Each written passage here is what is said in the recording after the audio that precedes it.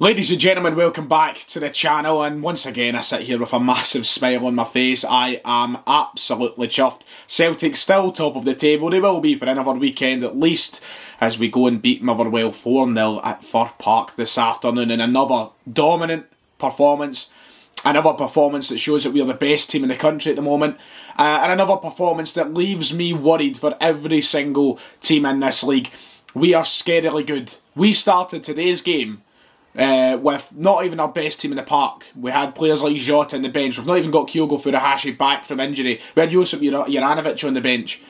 And by half-time, we were up 3-0 with one of our best performances of the season. 3-0 at half-time, it's great, isn't it? 2 games in a row, we should start getting used to that, but we are absolutely tremendous at the moment. We've carried on that momentum, we've avoided any slip-up, and right now, Celtic are giving you something that you can feel nothing but confidence in.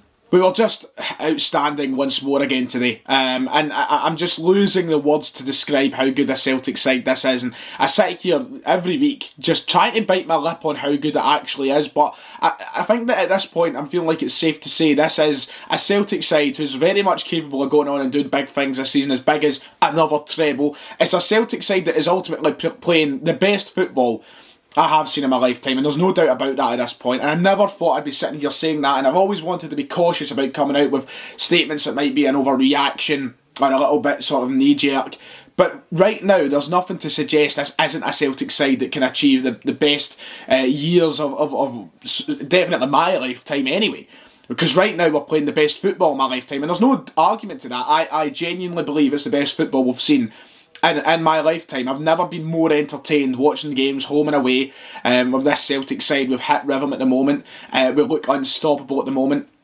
And look, the pressure is now on the other team, the team at the other side of the city, to catch Celtic. We've done our job. We have pulled it back from being second all season to now being, at this moment in time, 4 points clear at the top. The pressure's on them. We're just playing for fun now, it seems. There's such a long way to go in this season, and things can go any way. We know that. Things can change with that, like that, the drop of a hat.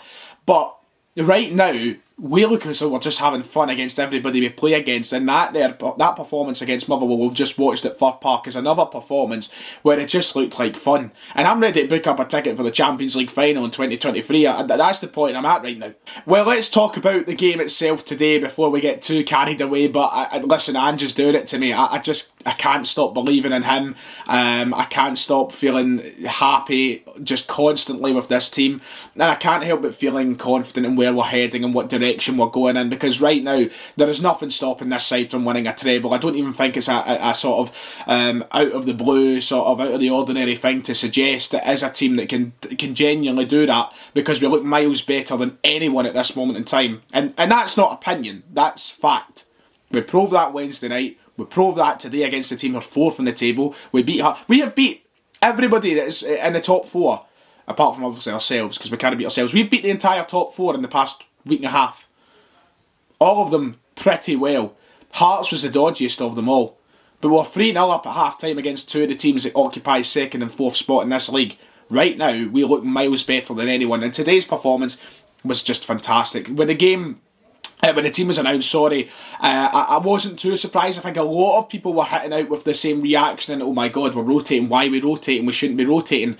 Celtic today were at a point they could rotate, and I know that I was complaining. I can't remember what game it was now, but I remember I was a little bit unhappy with the fact we were rotating. I think it might have been Hearts, I can't even remember, but I was unhappy we were rotating because I don't feel like we should be playing our best team all the time. But that was when we had a few injuries, a few people going into international duty. We didn't really have the strength and depth to do so. Today we did. You looked at the bench and you looked at the starting 11. The starting 11 was still more than good enough for today. It wasn't like previous times where we've seen changes and it's made no sense. You've got Juranovic going off for Ralston.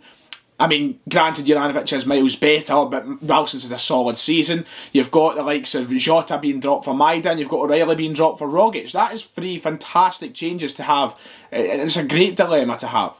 And there were changes that worked today. Now, changes are going to work for the entirety of this season, because all the players involved there, both on and off the field, are more than good enough. And they showed that today. So I wasn't maybe as concerned as some people were initially. I think maybe after the lineup had been announced, a lot of people calmed down that thought. But I think that's the first thing we've learned today, is like, Yeah, rotation can be annoying sometimes when you've got the legs to do it, when you've got the players available to do it. This is a team that can rotate. This is a team that's more than good enough. Rogic came back into the team today and got 2 goals. Fantastic. I expected, I said yesterday in the preview video, I expected Jota to be dropped today. He was dropped. Maida scores a goal.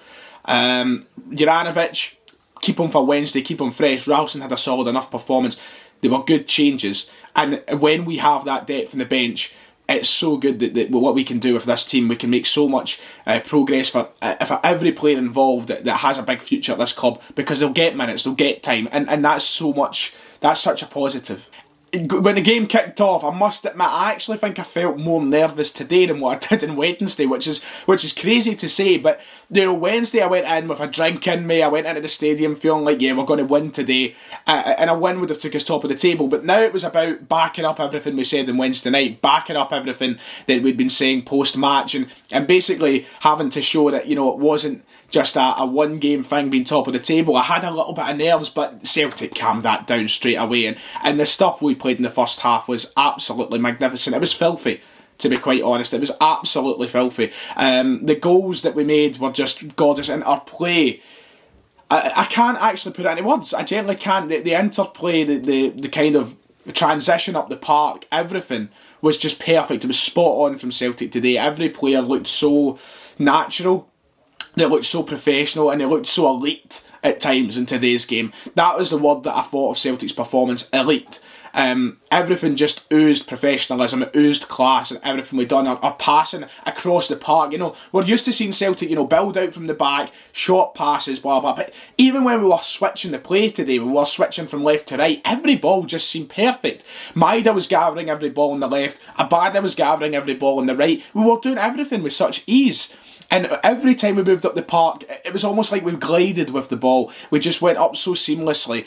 And Motherwell couldn't do anything about it. We were far too good for Motherwell. And Motherwell usually a team who like to stop us in our tracks and get dirty and throw in a foul here and there. They did do that today, but for a lot of that first half, we were just gliding right past them, as I said, and we were making it look so natural and easy. And that's been such a growing quality in this side over the course of the season. We've seen Ange wanting to establish that earlier on, how well we transitioned up the park, and now I feel like now we're getting to the point where he probably, well, he's already said we're not even near the level he thinks is the best, but I think we're gradually getting there. We're much closer to the point he wants us to be at, and that shows with our performances every week.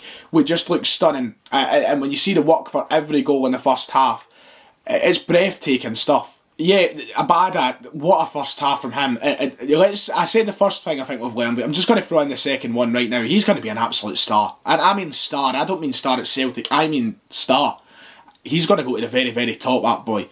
Unbelievable. And I was sitting, and one thing I said to myself today during this game, what I said to my dad when we were watching it together, I said, Christ, we'll be lucky if we can avoid another rebuild in the next 1 to 2 years.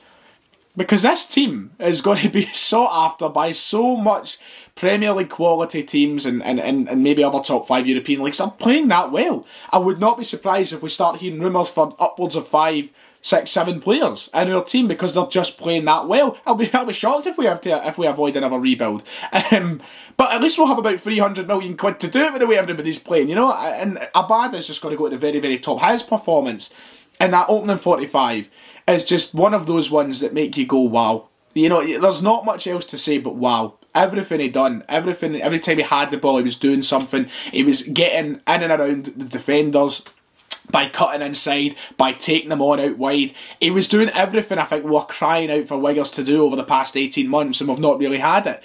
Abada is someone who's seen so much criticism at times this season. He's a 20-year-old boy, and that's him upwards of 20 goals and contribution rates. Goals and assists. Upwards of 20 for a 20-year-old. And we're not even fucking halfway through February.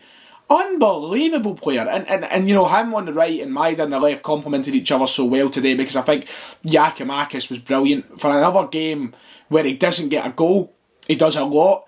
And he's done well in the last 2 games, I think, Giakoumakis, and bringing the wingers into play, bringing Jota in. bringing Abada in. He done it on Wednesday with those two. Today he done it with Maida, and he done it with Abada. And he does a really strong job, I think, at using his physicality, holding up the ball, and bringing the wingers into play. Hence the reason we've seen goals from Abada today. And he does well as well, bringing even the player behind him into play, bringing Rogic into play. I thought he was really, really good. And I guess that's one of the things we could say we learned as well. Like Yakimakis, for a guy that might not give us a goal every week, he's going to give us something. And he's someone who's just going to get better with this team. I urge everybody to be patient. Strikers don't always need the goals. We got 4 goals today, right? And I guess Maida got one of them, which you could count as a striker. But the starting striker scoring none of 4 goals, he doesn't do nothing in that 4 being scored. He doesn't do nothing. He does quite a lot. He had a significant amount of influence, I think, in what happened in that final third today. And he deserves a lot of credit for that. I mean, you can rant and rave about every single area in this park today. Tom Rogic was absolutely outstanding. I seen a fantastic tweet from the one and only Spunk Phone. Shout out to him. But my God almighty, him against Motherwell as an all-time 11 player. Stick your fucking Pirlo, stick your Zidane, stick anybody. Tom Rogic, he's one of the all-time best 11 when he plays against Motherwell. He's unbelievable. And I absolutely adore him today. He was fantastic. And I wouldn't say I was doubting him, but I was quite annoyed when I seen that he was maybe dropped for O'Reilly. I wasn't annoyed, that's a lie. I was just a little bit like, I'm surprised. I thought O'Reilly maybe starting in would bring Rogic into the game since he's just returning from international duty. No, we started Rogic and we reaped the rewards of it. Once again, another couple of crackers at Fir Park. That's just the natural order for him. He haunts Motherwell Football Club. And every time we go there, it's basically ritual. It's basically set in stone that he is going to score a goal at Fir Park. He is that good when he goes there. And once again today, his influence as a Celtic player is crazy, and the transformation of him is crazy. I know we bring it up constantly, and I don't mean to sound like a broken record when I say it, but to think I was quite happy to watch him go to Qatar about a year ago is obscene. I'm so happy he's still here. Games like today show you the true quality of a player like him. We're in a discussion right now, I think, where we don't know who the best player in this country is, because there's so many at Celtic Football Club alone. When you've got players playing like the way they are, when you've got Rogic, you've got Jota, you've got Kyogo, who's currently injured, you've got Callum McGregor, you've got Juranovic, you've got all these guys that could be up for an argument as best player in this country, Abada as well.